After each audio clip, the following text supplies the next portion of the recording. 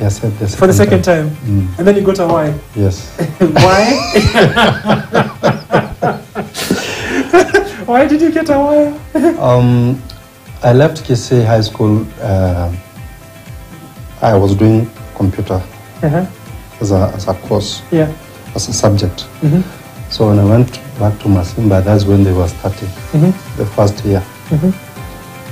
So the teacher, when we were doing our practicals, the teacher took my floppy disk. Then we were using floppy disk. He took my floppy disk, gave to the 3 students to copy, change few things. Unfortunately, they could not change even the name. Yeah, that's how I got away. Oh, interesting. And then, how did you know manage to get a grade to move on, or what did how it happen, or use the initial grade you had? I decided to try for the 3rd time. I got a C+, and by this time I was exhausted. So I didn't know I could move anywhere. So in 2010, I was working in a cyber. In Kisii or in Nairobi? In Kisii, because of that knowledge of computer. So, and I could admire these students coming from the university to print their homework and maybe copy some videos. So I got the appetite to go to campus. So I said, why can't I try? And maybe I go for even if it's a semester. I would have tested. I did some fundraisings. I joined Kisii University. And this time I decided, let me join us evening class. During the day, I could do one to raise fee or to even sustain myself. So during campus, I could do mjengo, I could do car wash. Oh, because the village had raised fees for you, so for you to sustain yourself, you had to do other hustles. Everything. Wow. Yeah.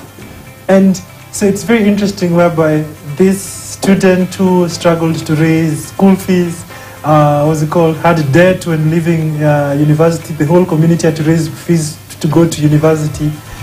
It's just a journey that you had to go through. But during that period, did you ever dream that one day you'll be a CEO, or what exactly were you dreaming through that period? You know, I had not even settled on thinking maybe that I could finish. Shida ni nyingi. Yes, so I only wanted to test that college life. You know, people could come from the college to my cyber and they could talk good things. So I only wanted to test. I didn't know that I could finish. So, but then I had good colleagues and many classmates who understood, because all of them were working people. I was the only person who was not working. So they understood my case, and most of them, they could support me. And then I started working as a clerk. Transline.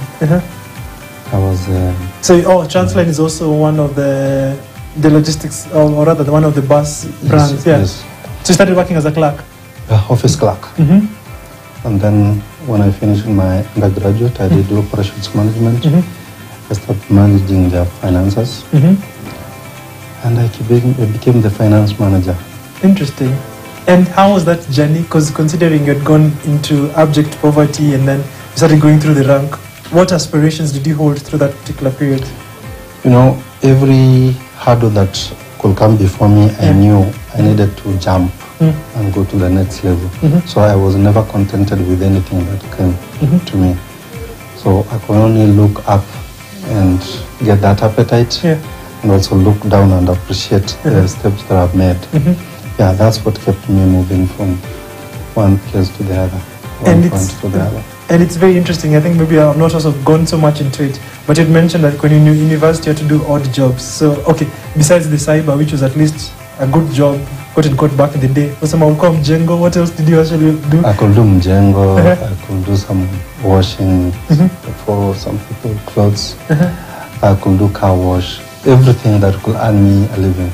And where were you staying then? Because I can try to imagine the whole family is in Kisii.